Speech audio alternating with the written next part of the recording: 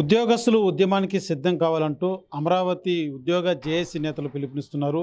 అసలు ప్రధాన డిమాండ్ ఏంటి అన్న అంశం వాళ్ళతోనే మాట్లాడి తెలుసుకునేటువంటి ప్రయత్నం చేద్దాం. చెప్పండి సార్, ఏంటి ఉద్యోగస్తులు ఉద్యమానికి సిద్ధం కావాలంటూ కూడా మీరు పిలుపునిస్తున్నారు? ఏంటి ప్రధాన డిమాండ్స్ ఏంటి?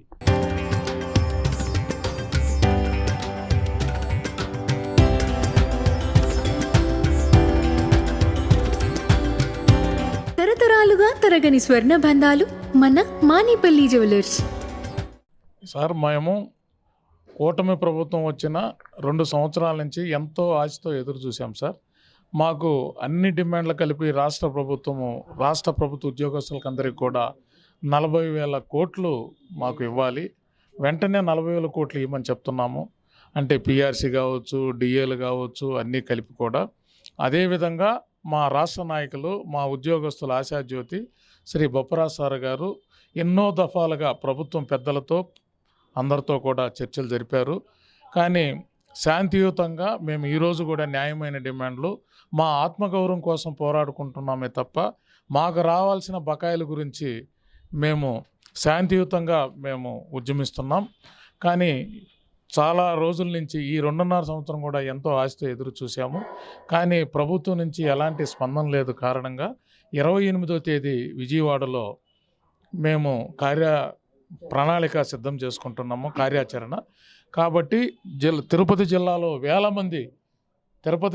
వేల మంది అన్ని శాఖల ఉద్యోగస్తులు, దాదాపు 96 డిపార్ట్మెంట్లు ఉన్నారు.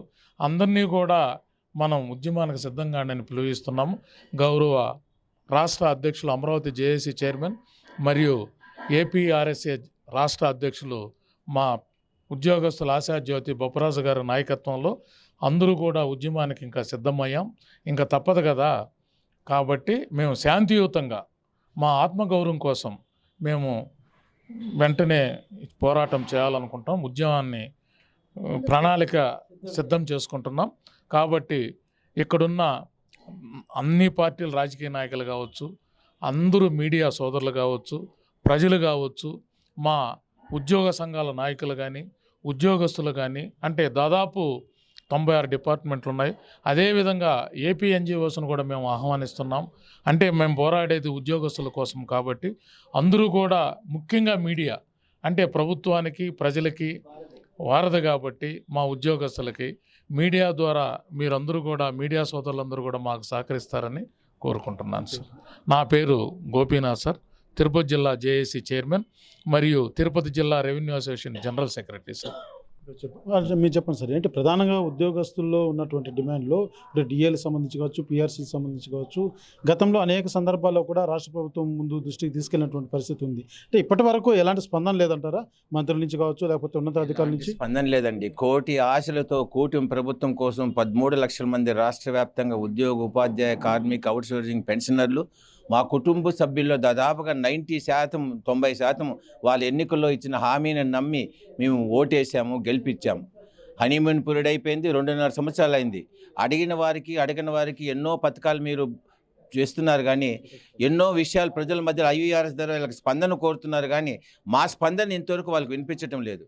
ఎన్నో పోరాటాలు అయ్యా, మేము కడుపు కట్టి కూడుగట్టి ప్రతి నెల మనం కూడబెట్టుకొని మా పిఎఫ్ డబ్బులు లేవండి. 35 ఏళ్ళు 40 ఏళ్ళు ప్రభుత్వ సేవలో పనిచేసి రిటైర్డ్ అయిన వాళ్ళకి బెనిఫిట్స్ రావటం లేదు. 2024 జనవరి డిఏ తప్ప ఇంతవరకు 5 డిఏ లేవు.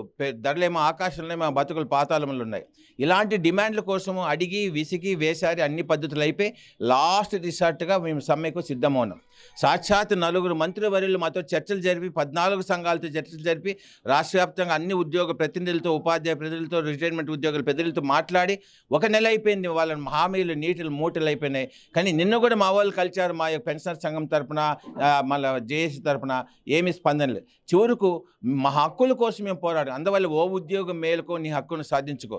ఎందుకంటే ఉద్యోగులు తలుచుకుంటే ప్రభుత్వాలే మారుతాయి. ఈరోజు మేము మీకు అవకాశం ఇచ్చాం, మీకోసం ఎదురు చూసాం. మేము కొంతమంది కోరికలు అడగలా. కొత్త పథకాలు అడగల. మేము కట్టిన పన్నులు మా దాచుకున్న డబ్బు అడుగుతున్నాం. ఇది లేకపోతే తీవ్ర పరిణామాలు ఉంటాయి. ఇప్పటికి 2.5 సంవత్సరాలు గడిచిపోతుంది. ఒక డిఏ లేవు, ఒక పిఆర్సీ కమిషన్ లేదు, ఒక ఐఆర్ లేదు, రిటైర్మెంట్ ఉద్యోగులకు బెనిఫిట్స్ లేవు. వీటన్నిటిని కూడా మేము విసిగి వేసారి చివరి రిసార్ట్తో మేము పోరాటం చేస్తున్నాం. రాష్ట్ర వ్యాప్తంగా 96 సంఘాలతో లక్షలాది మంది ప్రతినిధి అమరావతి జేఏసీ మన వెంకటేశ్వర గారు, మేమే కాదు మిగిలిన ఉద్యోగ సంఘాలను కలుపుకొని రాష్ట్ర వ్యాప్తం ఒకే తాటిపైన ఈరోజు పోరాటానికి సిద్ధంగా ఉన్నాం. అందరూ కలిసి వస్తున్నారు. కాబట్టి ఈ యొక్క అవకాశాన్ని మేము సద్వినియోగం చేసుకొని ప్రభుత్వం ఇప్పటికైనా దిగొచ్చి శాంతియుతంగా మేము కూడా ఒకళ్ళు భాగమే. ప్రభుత్వం అర్ధరాత్రి అపరాత్రి ఏ పథకం తెచ్చినా ఉదయం పథకం అమలు చేయాలంటే ఉద్యోగులు, ఉపాధ్యాయుల, కార్మికులే. కాబట్టి మేము మీ యంత్రాంగంలో భాగము, ప్రభుత్వ పథకాలు అమలు చేయడంలో భాగము. మాకు కుటుంబాలు ఉన్నాయి, మాకు ఒక ఆకలి ఉంది, మాకు కోరికలు ఉన్నాయి, మా డిమాండ్లు మేము కోరుతున్నాం. వాటి పరిష్కారంలో ప్రభుత్వం ఇప్పటికైనా దిగి రావాలి. లేకపోతే చరిత్ర పునరావృతమని ఈ సందర్భంగా హెచ్చరిస్తున్నాం. మీరు చెప్పండి సార్, ఏదైతే మీ సమస్యల పట్ల రాష్ట్ర ప్రభుత్వానికి ఒక అల్టిమేట్ జారీ అనుకోవచ్చా? అంటే ఒక ఉద్యమం అనేది త్వరలోనే స్టార్ట్ కాబోతున్నట్టు భావించాలంటారా? ముఖ్యంగా మీడియా సోదరులకు నమస్కరిస్తూ, ప్రభుత్వం మేము దాచుకున్న డబ్బుని, వారి సొంత జోబి డబ్బు కాదు, మా సొంత డబ్బుని ప్రభుత్వం అనేక సంక్షేమ పథకాలు అమలు జరుపుతుంది. దాంట్లో ధర్మిలా మేము కూడా ఒక భాగస్వామ్యమే అనుకొని మేము కూటమి ప్రభుత్వం తెచ్చుకున్న తర్వాత మా ఆశల్ని నిరాశపరుస్తూ మాకు రావాల్సిన బెనిఫిట్స్ని మాత్రమే అడుగుతున్నామే, కానీ కొత్త పథకాలు మాకేమి ప్రవేశపెట్టమని చెప్పలేదు.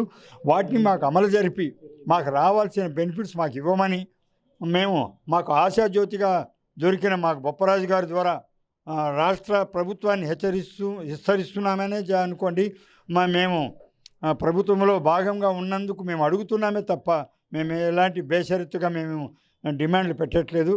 కాబట్టి వెంటనే కార్యాచరణ సిద్ధం చేసుకోవడానికి ఆత్మగౌరవ సభ 28వ తారీఖు విజయవాడలో పెట్టాం. దానికి ప్రభుత్వం అప్పటికైనా మాకు డిమాండ్లని ఇస్తారని మేము ప్రభుత్వాన్ని కోరుతూ, దానికి మాకు యొక్క డిమాండ్లని అతి త్వరలో ఐఆర్ కావచ్చు, మా పెద్దలు చెప్పినట్లు ఐఆర్ కావచ్చు, పిఆర్సీ కమిషనర్ కావచ్చు, ఏమీ లేకుండా మమ్మల్ని అనాథల మాదిరిగా ఈదుల పాలు చేస్తుంటే అనేక మంది రిటైర్ అయ్యి చనిపోతున్నారు. ఒక్కొక్కరికి లక్షలాది రూపాయలు బాకీ ఉన్నారు.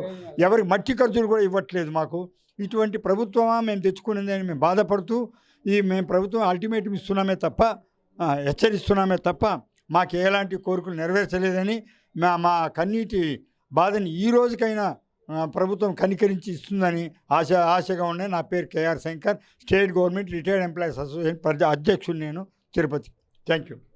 ప్రధానంగా ఏదైతే ఉద్యోగాలకు సంబంధించి కూడా ఈ నెల 28వ తారీఖున మరొక ఉద్యోగుల ఉద్యమం మాత్రం చేపట్టే దిశగా కూడా ఒక ప్రణాళికలు మాత్రం రూపొందించుకునేటువంటి పరిస్థితి కూడా ఏర్పడుతున్నట్టు కూడా జేఏసీ నేతలు తెలియజేస్తున్నటువంటి పరిస్థితి. అయితే ప్రధానంగా రాష్ట్ర ప్రభుత్వం మా నోట్లో మట్టి కొట్టద్దండి, మాకున్నటువంటి సమస్యల పట్ల ఒకసారి సహృదయంతో ఆలోచించి మా సమస్యలన్నీ పరిష్కరించాలి, లేని పక్షంలో మాత్రం పెద్ద ఎత్తున ఉద్యోగస్తులంతా కలిసి ఒక నిరసన కార్యక్రమాన్ని కూడా రాష్ట్ర ప్రభుత్వానికి చూపించబోతున్నాం అన్నది కూడా ప్రధానంగా జేఏసీ నేతలు మాత్రం తెలియజేస్తున్నటువంటి పరిస్థితి. కెమెరా పర్సన్ కోటితో సురేష్, RTV, తిరుపతి.